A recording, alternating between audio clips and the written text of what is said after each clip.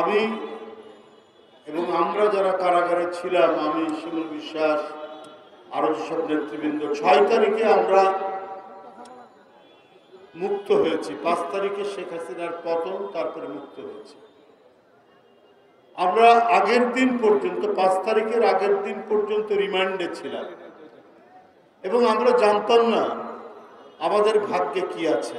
শেখ হাসিনার পতন না হলে আমাদের অধিকাংশের গলায় ফাঁসির দড়ি ঝুলত। এক ভয়ঙ্কর বিপদের মধ্যে দিয়ে আমরা গণতন্ত্রের জন্য লড়াই করেছি। 6 তারিখে যখন আমরা বেরিয়ে আসছি কারাগার থেকে, এত যে রক্তাক্ত ঘটনা, এত লাশ ছাত্র জনতার, তার মধ্যে এত শ্রমিকের যে লাশ, এত রিক্সা চালকের যে লাশ, শেখ হাসিনা তাদের যে জীবন কেড়ে নিয়েছেন, লাশ ফেলেছেন, এটা পরবর্তীতে জানতে পারলাম। যাত্রাবাড়ি থেকে শুরু করে এই অঞ্চলে যখন যায়, বিভিন্ন বস্তি এলাকায় এই মানুষরা তো ভালো জীবন যাপন করতে পারে না। ওদের ইনকাম অনুযায়ী, তাদের আয় অনুযায়ী তো তারা পেট ভরে খেতে পারে না। প্রতিদিন রিক্সা চালালে হয়তো 1 কিংবা 2 বেলা খেতে পারে, কিন্তু এরাও গণতন্ত্রের পক্ষের এক দুর্জয় সাহসী সৈনিক হিসাবে নিজের জীবন যে দিয়ে দিতে পারেন, এই রকম অকাতরে নিজের জীবন আত্মদান করতে পারেন, এইটা আমি সেদিন দেখেছি। সেই বাসায় বাসায় একদিকে দেখেছি কান্নার রং, আরেকদিকে দেখেছি ওই পরিবারের কি অদম্য সাহস, কি আত্মপ্রত্যয়, যে তার স্বামী মারা গেছে, তার সন্তান মারা গেছে, কিন্তু তারপরেও তারা যে সত্যের জন্য, তারা যে ন্যায়ের জন্য লড়াই করেছে, সেইটা আমরা দেখেছি প্রস্ফুটিত হতে। তার মায়ের চেহারা দিয়ে ওই মৃত, ওই শাহাদাত বরণকারী রিক্সা চালকের স্ত্রীর চেহারায়, তার সন্তানের চেহারায় আমরা সেইটা ফুটে উঠতে দেখেছি। বন্ধুরা আমার, একটি কথা আছে আমাদের দেশে প্রবাদ, যে ঢেকি চিনেন তো, যেখানে ধান ভাগে, সেই ঢেকি স্বর্গে গেলেও নাকি ধান ভানে। আর এখন দেখি ঢেকি নরকে গেলেও ধান ভাগে। শেখ হাসিনা পালিয়েছেন 5 তারিখে। যে শেখ হাসিনা তার যুবলীগ ছাত্রলীগকে নানা প্রলোভন দিয়েছেন, আশ্বাস দিয়েছেন, তোমরা নামো, তোমরা প্রতিহত করো। প্রতিহত মানে তোমরা গুলি করো, তোমরা হত্যা করো, এর ফ্রি লাইসেন্স দিয়েছেন শেখ হাসিনা। কিন্তু তারপরে আপনি নিজের বোনকে নিয়ে একা পালিয়ে গেলেন, যুবলীগ ছাত্রলীগকে ফেলে দিয়ে, শ্রমিক লীগকে ফেলে দিয়ে, মৎস্যজীবী লীগকে ফেলে দিয়ে। হাই আপনি নেত্রী, নিজের জীবন বাঁচাতে আপনি নিজে পালিয়ে চলে গেলেন, আর যাদেরকে দিয়ে আপনি হত্যা করালেন, জীবন কেড়ে নিলেন গণতান্ত্রিক কর্মীদের, সেই সমস্ত পুলিশ কর্মকর্তা 2-1 পালিয়েছে, সবগুলোকে রেখে দিয়ে আপনি পালিয়েছেন। তা আপনি এরপরে যে দেশে আশ্রয় নিয়েছেন, সেই দেশ থেকে মাঝে মাঝে আওয়াজ তোলেন, আমি কাছাকাছি আছি, ভিডিও ভাইরাল হয়, সেই ভাইরালে শোনা যায় তিনি বলেন আমি কাছাকাছি আছি, দূরে নয়, নেতা কর্মীদের উজ্জীবিত করার জন্য। কিন্তু আর আগের মতো তিনি আর সাড়া পান না। 2-1 দুর্বৃত্ত তো আছে, এই দুর্বৃত্তদেরকে তিনি আশকারা দেন, তুমি মারো, প্রতিহত করো, হত্যা করো। ইতিমধ্যে 2-3 জনকে হত্যাও করিয়েছেন এই দুষ্কৃতিকারীদের দ্বারা। আবার মাঝে মাঝে উনি গুজব ছড়ান, মিথ্যা কথা বলার তো অভ্যেস। ওই যে বললাম, ঢেকি স্বর্গে গেলেও ধান ভাঙে, ও নরকে যাওয়ার পরেও ধান ভাঙছে, মিথ্যার ধান ভাঙছে। উনি বললেন, এবং তার লোকেরা বলে বেড়াচ্ছে, নির্বাচিত রাষ্ট্রপতি ডোনাল্ড ট্রাম্প নাকি বলেছে শেখ হাসিনা এখনো প্রধানমন্ত্রী বাংলাদেশে। তো এগুলো আসলে অন্য কিছুই না, এই মিথ্যাচার দিয়ে তিনি যেমন 15 বছর মানুষ খুন গুম গুপ্ত হত্যা ক্রাস ফায়ারে হত্যা মেরেছেন, আর জনগণের সামনে এসে নিজে কান্নাকাটি করেছেন। তিনি ঘাতক, তিনি কসাই, তিনি হত্যাকারী, তিনি নরপিশাচ, কিন্তু জনগণের কাছে এসে অভিনয় করেন, মাঝে মাঝে চোখ দিয়ে পানি ফেলে। ডোনাল্ড ট্রাম্প এই কথা বলেছেন কিনা এই জন্য একটা আন্তর্জাতিক গণমাধ্যম এএফপি এটার উপর গবেষণা করেছে, না এই কথা বলেনি। মার্কিন যুক্তরাষ্ট্রের তো বাংলাদেশে আছে, এমবেসি আছে, তারাও তো কেউ বলেনি। কিন্তু এই ডাহা মিথ্যা কথাগুলো তিনি একের পর এক বলে যাচ্ছেন, একের পর এক মিথ্যা কথা বলে তিনি কাজ করতে চাচ্ছেন। কিন্তু উনি কোন মুখ নিয়ে এই দেশে আসবেন? এদেশের জনগণ তো একেবারে নির্জীব নিষ্প্রাণ পাথর নয়। আপনার অপকর্ম, আপনার অপকীর্তি, আপনার ঘাতকের যে নিষ্ঠুর চেহারা 15 বছর ধরে বাংলাদেশের জনগণ দেখেছে। আপনি কত নির্মম হতে পারেন। আপনি নিজের ক্ষমতা, নিজের গদিকে নিশ্চিত করার জন্য আপনি অকাতরে আপনার পছন্দসই পুলিশ অফিসারদেরকে দিয়ে আপনি বলতে পারেন যে তোমরা হত্যা করো, তোমরা মারো, তাতে কোনো যায় আসবে না। আর তার পুলিশ কর্মকর্তারা বলেছেন পুলিশ সদস্যদেরকে যে তোমাদের কাছে বন্দুক দেওয়া হয়েছে, তোমাদের কাছে গুলি দেওয়া হয়েছে, এটা পকেটে রাখার জন্য নয়। তাই মিছিলের আওয়াজ শুনলে, জনসভার আওয়াজ শুনলে নির্দ্বিধায় গুলি চালিয়েছে বেনজিরের পুলিশ বাহিনী, আপনার মনিরের পুলিশ বাহিনী, হারুনের পুলিশ বাহিনী। এইটা ছিল শেখ হাসিনার দুঃশাসন। ওই দুঃশাসন, ওই কলঙ্কিত অধ্যায়, ওই ভয়ঙ্কর ভয়াল যুগ কি আবার বাংলাদেশে আসবে? নিশ্চয়ই সেটা আর প্রত্যাবর্তন বাংলাদেশে ঘটবে না। বন্ধুরা আমার, ওইটা ঘটতে পারে না। এত লুটপাট। আপনার ব্রিটেনে ব্রিটিশ দ্বীপপুঞ্জ বলে একটি জায়গা আছে, ব্রিটিশ ভার্জিন দ্বীপপুঞ্জ। ওইখানে এস আলম শেখ হাসিনার অত্যন্ত ঘনিষ্ঠ লোক, অত্যন্ত প্রিয় লোক, প্রিয় ব্যবসায়ী, যাকে একের পর এক মনে করেছে অন্যের ব্যাংক কেড়ে নিয়ে তাকে দিয়ে দেওয়া হয়েছে। সেই এস আলমের প্রায় 18টি ব্যবসা প্রতিষ্ঠান পাওয়া গেছে। 18টি ব্যবসা প্রতিষ্ঠান পাওয়া গেছে। আপনার কি বলে দরবেশ সালমান এফ রহমান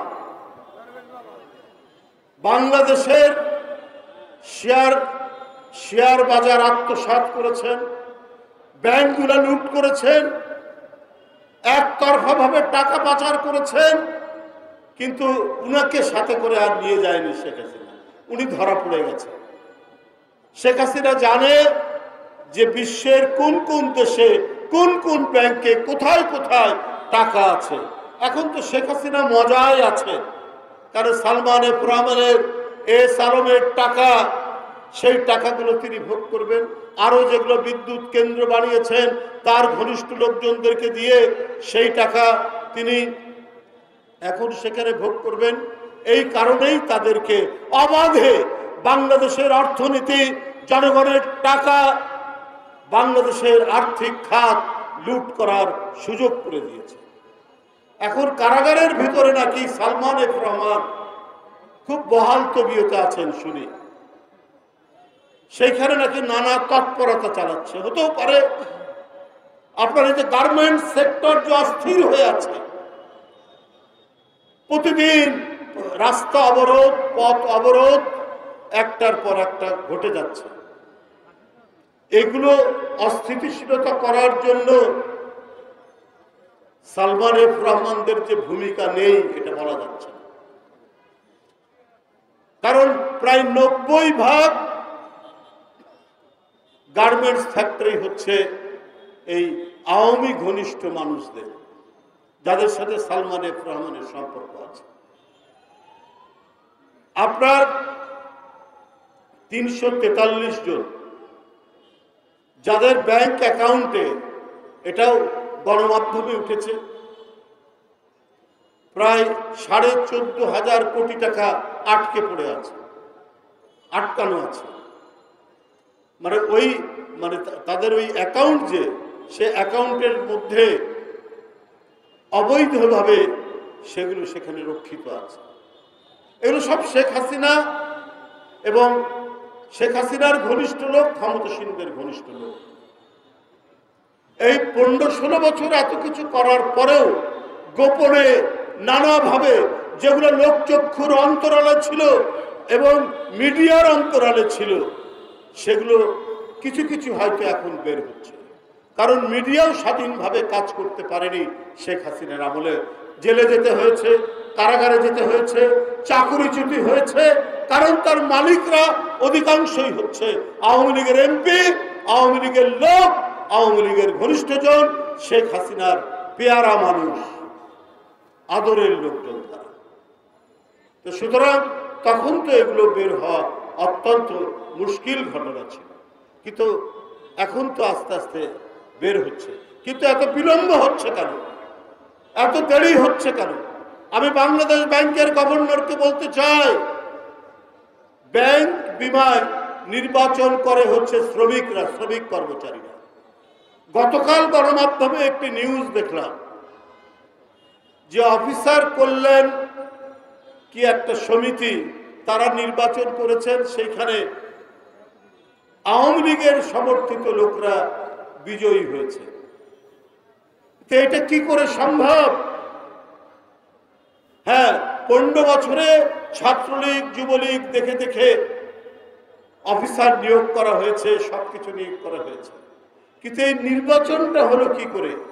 আবার তারা ইউনিভার্সিটির মতো, ইউনিভার্সিটিতে যেমন সাদা দল আছে, নীল দল আছে, তেমনি তারা আবার রং বেরঙের আবার সেইখানটায় বিভিন্ন সংগঠন করেছে অফিসাররা। এইটা আমিও ব্যাংকের চেয়ারম্যান ছিলাম, আমি কখনোই ব্যাংকের অফিসারদের একটা কল্যাণ সমিতি থাকতে পারে, কিন্তু সেখানে রং বেরং, নীল দল, সাদা দল বা কোনো রাজনৈতিক দল, তাদের কোনো সংগঠন থাকে আমরা জানি না। এইটা উদ্দেশ্য প্রণোদিত। বাংলাদেশ ব্যাংকের গভর্নর সাহেব, আপনি অনেক মাঝে মাঝে দেখি আপনি আন্দোলনের যে স্পিরিট, সেই স্পিরিট অনুযায়ী কথা বলেন, এই জন্য আপনার ধন্যবাদ চেতনা। কিন্তু আপনার ওইখানে কি হচ্ছে? কারা এরা? কারা এখানে এই নির্বাচন করছে? আবার ফলাও করে বলে যে তারা নাকি আওয়ামী লীগ সমর্থিত নীল দল সেখানে জিতেছে। তা আজকে যে ঘাপটি মেরে থাকা যে টাকাগুলো, এই টাকাগুলো পাচারের ক্ষেত্রে এই লোকরাই জড়িত আছে, এদেরকে অ্যাপয়েন্টমেন্ট দেওয়া হয়েছে। 15-16 বছর ধরে তারা এখনো ভিতরে ষড়যন্ত্র করছে। আপনি তাদেরকে চিহ্নিত করে তাদের বিরুদ্ধে ব্যবস্থা নিচ্ছেন না কেন? কি এমন ঘটনা হয়েছে যে এই মুহূর্তে দম্ভের সাথে বলতে পারে? এর কারণ কি? এর ঘটনা কি? কোথায় কি হচ্ছে? আমরা শেক্সপিয়ারের একটি হ্যামলেট নাটকের একটি ডায়লগ প্রায় বলি, something is rotten in the state of Denmark. ডেনমার্কে কোনো কিছু পচছে, বোধহয় কোনো কিছু পচছে, পচনের গন্ধ পাওয়া যাচ্ছে, মানে কথাটা বললে এরকম হয়। তো যদি পচনের গন্ধ, তাহলে কোথায় আছে, কিভাবে আছে, কোন জায়গায় পচছে? ওই পচার গন্ধ ধরে আপনারা কেন ব্যবস্থা নিতে পারছেন না? আজকে এতদিন লাগে কেন? আজকে সালমান এফ রহমান, আজকে আজিজ খান, আজকে একের পর এক যারা আঙ্গুল ফুলে কলা গাছ হয়েছে, আর সেই কলা গাছ হয়েছে তারা আপনার ন্যায় এবং নৈতিক ব্যবসা বাণিজ্যের মধ্যে দিয়ে নয়, যারা হয়েছে নৈতিক ব্যবসা বাণিজ্যের মধ্যে দিয়ে। শেখ হাসিনা যাকে আনুকূল্য দিয়েছেন, তারাই আজকে লুটে পুটে চেটে টাকা পাচার করে আজকে কেউ বিদেশে অবস্থান করছেন, নানাভাবে তারা অবস্থান করছেন। এবং এই দেশে আইন শৃঙ্খলা বাহিনী তাদেরকে তিনি সুযোগ দিয়েছেন যে তোমরা মারো, ধরো, আমাকে ক্ষমতায় রাখো, আর তোমরা লুটপাট করো। এই টাকাগুলো কই? এই টাকাগুলো আজকে আপনারা এখন পর্যন্ত ধরতে পারেন না। কিন্তু জনগণের যে সাফারিংস, সে সাফারিংস তো ঠিকই আছে। আলুর কেজি তো 70 থেকে 75 টাকা এখনো যদি থাকে, তাহলে মানুষের যে বিশ্বাস একটি গণতান্ত্রিকভাবে গণতন্ত্রের চেতনার প্রতি একটি সরকার, অন্তর্বর্তীকালীন সরকার, সেই সরকার মানুষের যে আস্থা, সে আস্থা তো কমতে থাকবে। আজকে ডিম, আজকে তেল, এইটা কয়েকটা কোম্পানি এখনো নিয়ন্ত্রণ করছে এর দাম। সেই কোম্পানিগুলোকে আপনারা ধরছেন না কেন? এই অলিগার্ক, এই সিন্ডিকেট বাসদেরকে আপনারা ধরছেন না কেন? কেন ডিমের দাম এখনো আকাশচুম্বী থাকবে? কেন সয়াবিন তেলের দাম এখনো আকাশচুম্বী থাকবে? এই যে নিম্ন আয়ের মানুষ, এই যে কৃষক, অটোরিকশা চালক, এই যে সিএনজিওয়ালা, তারা তো এখনো আগে যেমন খেত এখনো তাই খাচ্ছে। কেন এই পরিস্থিতি হবে? এখন তো মানুষ একটু সুখের মুখ দেখবে।